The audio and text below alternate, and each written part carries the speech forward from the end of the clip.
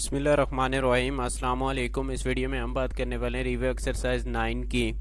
Question number 1 है जिसमें कुछ एमसीक्यूज आप लोगों को दिए गए हैं। Sphere is a 3 dimensional solid object. क्या है स्फीयर? स्फीयर क्या होता है? एक सर्कल टाइप ऑब्जेक्ट होता है।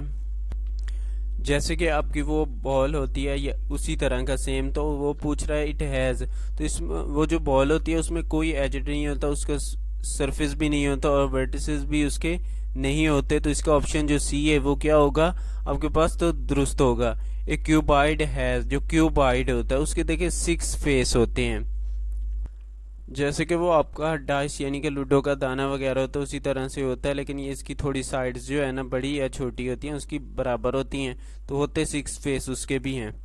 ए हेमिस्फीयर हैज़ 1 एज्ड। हेमिस्फीयर से क्या मुराद है? जो अगर उसी बॉल का जो जिसे हमने अभी स्फीयर कहा था उसको हाफ कर दें यानी 2 हिस्सों में डिवाइड कर दें, तो जो आधी बॉल होगी ना आपके पास वो उसका क्या कहलाती है? हेमिस्फीयर। और उसका एक एज्ड होता है।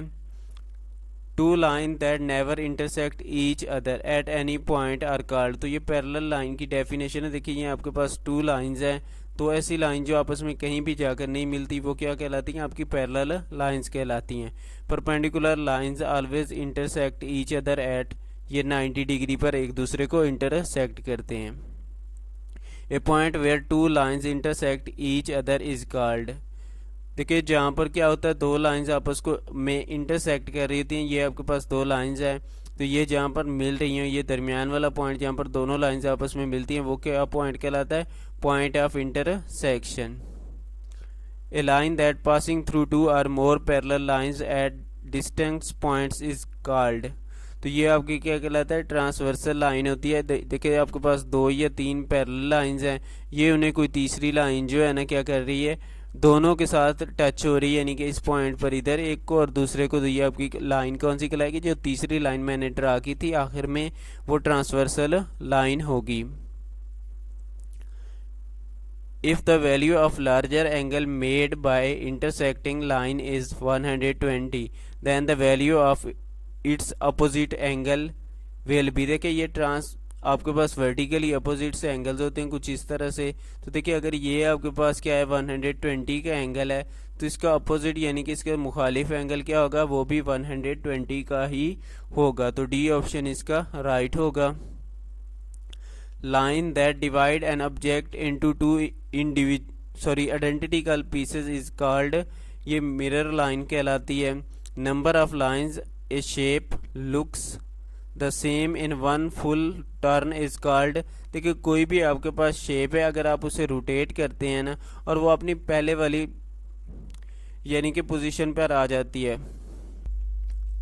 जैसे कि ये जो है ना एक सर्कल है और इसमें एक आपके पास कुछ फूल सा बना हुआ है, तो देखिए इसमें जो ये वाला इसका पार्ट है उसको कलर किया गया है। तो ये इसे अगर आप रोटेट करते हैं तो ये कलर वाला पार्ट क्या आ जाएगा? एक दफ़ा यहाँ पर आ जाएगा और दूसरी दफ़ा यहाँ पर, तीसरी दफ़ा क्या आ जाएगा?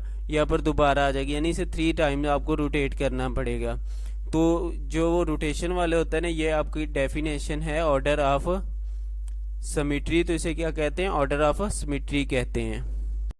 क्वेश्चन 2 है आप लोगों के पास। तो define the following parallel lines. आपने क्या करना है? सबसे पहले पैरेलल लाइन। तो पैरेलल लाइन होती क्या है? 2 और मोर लाइंस। देखिए वो कहता है 2 या 2 से ज़्यादा lines which extend in the same direction, जिन्हें क्या किया जाता है? एक ही साइड पर आप बढ़ाते रहें and remain the same distance apart are called parallel line. तो ये पैरेलल लाइन की डेफिनेशन थी। वैसे इसके बारे में एमसीक्यूज में बात कर चुके हैं कि लाइंस को आप जितना भी बढ़ा दें इसने एक्सटेंड करते जाएं, लेकिन इनके दरमियान जो डिस्टेंस है, जो फासला है, वो हमेशा क्या रहेगा? सेम रहेगा। नेक्स्ट देखिए, नेक्स्ट आप लोगों के पास जो डेफिनेशन आ रही है नॉन पैरेलल लाइन या इंटरसेक्टिंग लाइन। तो 2 lines that are intersecting each other at a single point are called intersecting line. इन्हीं इंटरसेक्टिंग लाइंस को हम क्या कहते हैं? Non parallel lines. देखिए ये वाली जो आपकी लाइंस अगर हम इन्हें बढ़ाते हैं तो ये कहीं जाकर आगे एक दूसरे के साथ टच करेंगी, मिल जाएंगी, तो ये आपका क्या कहलाएगा? लाइन ऑफ इंटरसेक्टिंग भी कहलाएगा। और यही आपका क्या है? नॉन पैरेलल लाइन की डेफिनेशन है। नेक्स्ट देखिए आपके पास परपेंडिकुलर लाइन आ रही है। तो देखिए परपेंडिकुलर क्या होता है, two lines that meet or intersect each other at right angle 90 degree are called perpendicular line. देखिए ये आपके पास टू लाइंस हैं, तो दोनों के दरमियान अगर एंगल क्या बन रहा है, 90 का बन रहा है, और वो क्या कर रही हैं, एक दूसरे को इंटरसेक्ट भी कर रही हैं। तो अगर 90 का एंगल होगा तो ये दोनों लाइंस आपस में क्या होंगी, परपेंडिकुलर लाइंस होंगी। नेक्स्ट है transversal line. A line that passing through two or more lines at distant points is called transversal line। तो ट्रांसवर्सल लाइन देखिए यहाँ पर मैं दो लाइंस ड्रा करता हूँ और तीसरी लाइन जो क्या है इसने कुछ इस तरह से इंटरसेक्ट कर रही होगी, तो ये क्या कहलाएगी, इसकी ट्रांसवर्सल लाइन कहलाएगी। जो तीसरी लाइन इन्हें इंटरसेक्ट कर रही है वो क्या कहलाएगी, ट्रांसवर्सल लाइन। नेक्स्ट देखें वर्टिकली अपोजिट्स एंगल्स। तो वर्टिकली अपोजिट एंगल की डेफिनेशन देखते हैं। When two lines intersect at a point then the opposite angles are formed. वो कहता है कि जब दो लाइंस क्या करती हैं, एक दूसरे को इंटरसेक्ट करती हैं, तो वहाँ पर अपोजिट एंगल्स बनते हैं।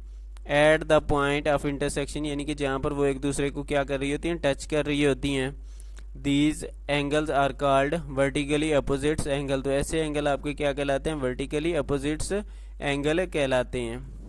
तो देखिए यहाँ पर ये आपके पास दो लाइंस हैं जो कि क्या कर रही हैं, एक दूसरे को इंटरसेक्ट कर रही हैं। तो इनके जो ऊपर वाली साइड पर एंगल बन रहा होगा और जो नीचे वाला, तो ये क्या है, इसी पॉइंट के बन रहे हैं ना एंगल, एक ऊपर वाली साइड पर और एक नीचे, तो ये क्या है, आपस में वर्टिकली अपोजिट एंगल्स है। और सेम इसी तरह से दूसरी साइड्स पर भी एंगल्स बन जाएंगे। उसके बाद है symmetry. A line that divide an object into two identical pieces is called line of symmetry। देखिए कोई भी ऑब्जेक्ट है, आपके पास एक बटरफ्लाई है, जैसे कि मैंने ये जब आपको क्वेश्चन सॉल्व करवाए थे तो बताया था कि ये जो बटरफ्लाई है देखो इसके दो हिस्सों में डिवाइड किया गया और ये दरमियान में जो लाइन है ये क्या है, लाइन ऑफ सिमेट्री है। यानी कि देखो तो दोनों साइड पर बटरफ्लाई जो है ना आपको सेम नज़र आ रही होगी, ये नहीं होगा कि ये बटरफ्लाई चेंज हो। Reflective symmetry. तो रिफ्लेक्टिव सिमेट्री में क्या है, देखिए if a shape or a pattern is reflected in a mirror line. देखिए mirror line or line of symmetry, जिसे कि हम लाइन ऑफ सिमेट्री भी कहते हैं। तो जो ये सिमेट्री है जैसे कि बटरफ्लाई की एग्जांपल है, तो वो क्या है, ये आपका रिफ्लेक्टिव सिमेट्री है। Then this types of symmetry is called reflective symmetry, क्योंकि उसकी दोनों साइड एक मिरर की तरह है, शीशे की तरह, जैसे शीशे की एक साइड पर और दूसरी साइड पर होता है वो सेम उसी तरह से है। तो ये आपका क्या है, रिफ्लेक्टिव सिमेट्री है। इसके बाद है rotational symmetry. If a shape is rotated about a point or to another position and still look the same, then the shape has rotational symmetry। देखिए अगर आप एक शेप को क्या करते हैं, उसे रोटेट करते हैं उसके सेंटर वाले पॉइंट पर, जैसे कि वो मैंने आपको एग्जांपल दी थी अभी वो सर्कल वाली, ये वाली, तो ये जो दरमियान वाला इसका पॉइंट है ओ वाला, तो ये इसी के गिर्द रोटेट कर रही थी, तो ये क्या है, रोटेशनल सिमेट्री की एग्जांपल है। क्वेश्चन 3 है differentiate between 2 dimensional and 3 dimensional shape and give one example for each one. आपने क्या करना है, इनमें डिफरेंशिएट करना है, फ़र्क करना है कि 2 डायमेंशनल और 3 डायमेंशनल शेप क्या होती है, और एक एक आपने एग्जांपल भी देनी है। तो सबसे पहले देखिए 2 डायमेंशनल जो फिगर है या shape, a figure that can be draw on paper, जिसे क्या किया जा सके, पेपर पे ड्रा किया जा सके। These figures have no thickness but they have length and height या विड्थ, यानी कि इसकी क्या होगी, लेंथ होगी और हाइट या फिर विड्थ, दोनों में से कोई एक चीज़ होगी। These figures are called 2 dimensional figure. और 3 के लिए देखिए the figure that have length width and depth are called 3 dimensional figure. तो देखिए इसकी एग्जांपल मैं आप लोगों के पास ये एक स्क्वायर है, तो ये क्या है आपके पास 2 डायमेंशनल है क्योंकि इसकी लेंथ और ब्रीथ या विड्थ है, लेकिन अगर हम क्या कर दें, इसी को बॉक्स बना दें तो इसकी कुछ ना कुछ हाइट भी आ जाएगी। तो जब इसकी हाइट है तो देखें अब लेंथ ब्रीथ के साथ इसकी क्या आ रही है, हाइट भी आ रही है। जब ये तीसरी हाइट इसकी शामिल हो जाएगी तो ये क्या हो जाएगा, आपके पास 3 डायमेंशनल शेप हो जाएगी। इसके बाद क्वेश्चन 4 है आप लोगों के पास, find the value of x in the following figures. नीचे आपको 2 फिगर्स दी गई हैं, अब उसमें क्या क्या आ गया कि आप x की वैल्यू बता देंगे, x जो है ना किसके इक्वल होगा। तो सबसे पहले हम 1 को सॉल्व करते हैं। तो देखिए 1, ये जो 2x प्लस 1 है और यहाँ पर एंगल जो P है ये आपस में क्या है, इक्वल एंगल है, क्योंकि ये क्या है, अल्टरनेट एक्सटीरियर एंगल हैं। तो ये आपस में क्या है, बराबर है, यानी कि जो आपके पास एंगल P है वो किसके इक्वल है, 2x प्लस 1। अब अगर हम P और 111 डिग्री को देखें तो ये जो है ना एक लाइन पे आ रहे हैं, कुछ इस तरह से आपके पास ट्रांसवर्सल लाइन है और उस पर ये कुछ बने हुए हैं। तो इन दोनों का सम क्या होगा, 180 के इक्वल होगा, क्योंकि लाइन पर जो आपके पास एंगल बनता है वो किसके इक्वल होता है, 180 के इक्वल होता है। यानी कि ये कौन सा आपके पास एंगल है, सप्लीमेंट्री एंगल है। तो इन दोनों का सम क्या होगा, 180 के बराबर, यानी कि angle P plus 111 is equal to 80 के इक्वल है। तो मैं P की जगह पर इसकी वैल्यू पुट कर देता हूँ। देखिए P किसकी इक्वल है, 2x plus 1 is equal plus 11 is equal to 180। अब इसमें देखिए 1 ऐड करने से आप लोगों के पास क्या आ जाएगा, 112 इज इक्वल टू 180। अब ये 112 दूसरी साइड पर जाकर क्या हो जाएगा, माइनस हो जाएगा 180 में से। तो माइनस करने से आप लोगों के पास देखिए क्या आ जाएगा, 68। यहाँ पर 2x तो डिवाइड कर देंगे 2 पर दोनों साइड पर, जब डिवाइड करेंगे तो आपके पास क्या आ जाएगा, 34। तो ये आपके पास एंगल क्या होगा, 34 का होगा। अब सेकंड जो शेप है उसमें देखें तो आप लोगों के पास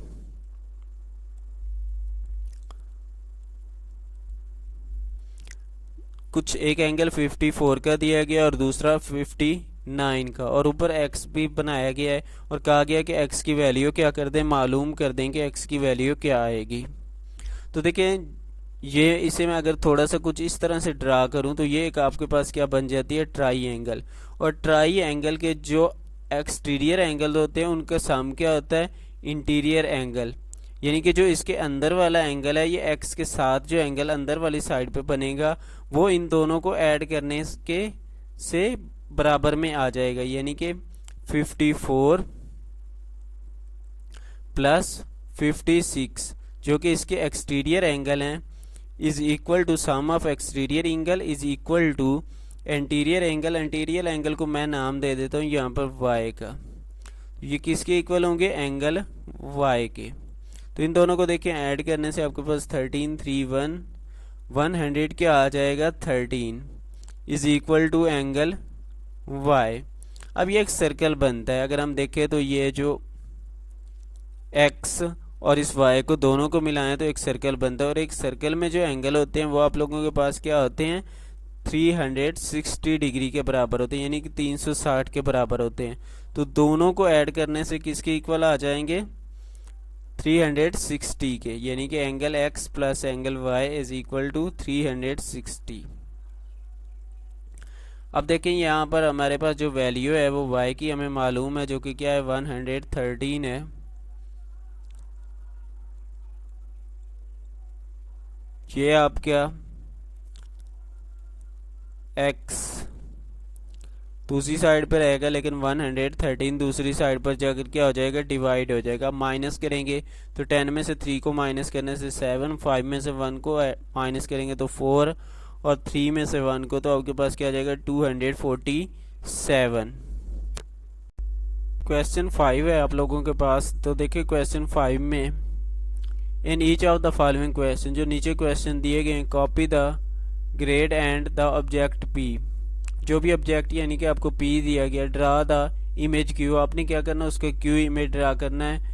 when the object is rotated by the angle started about the centre of rotation 0, यानी कि जो ओ दिया गया है आप उसके गिर्द इसे रोटेट करना चाहिए। तो देखिए रोटेट करने के लिए ये आपके पास पॉइंट ओ है, तो इसके गिर्द इसने रोटेट करना है। तो हमने क्या करना है, यहाँ पर पी फिगर बनी हुई है आपके पास, आपने क्या करना है, क्यूब बनानी है। तो क्यूब बनाने के लिए आपने बिल्कुल इसी के उल्ट फिगर बना देनी है, जो कि कुछ इस तरह से आप लोगों के पास बन जाएगी। अब अगर आप चाहें तो इसमें कलर वगैरह भी कर सकते हैं। तो ये आपके पास थोड़े कलर, तो ये इस तरह से फिगर बन जाएगी। सिमिलर अगर आप यहाँ पर सेकंड में बनाना चाह रहे हैं तो सेकंड में आप क्या कर देंगे, ये 1 2 3, तो यहाँ से आप लोगों ने कुछ इस तरह से ये फिगर ड्रा कर लेनी है, जो कि ये कुछ इस तरह से आपको पास आ जाएगी, जो कि जिसको नाम उसने क्या दिया हुआ है, क्यू का कहा था, तो हम इसे नाम किसका दे देंगे, क्यू का, और ये भी आपकी क्या हो जाएगी, क्यू। सेम इसी तरह से आपने बाकी भी ड्रा कर लेनी है।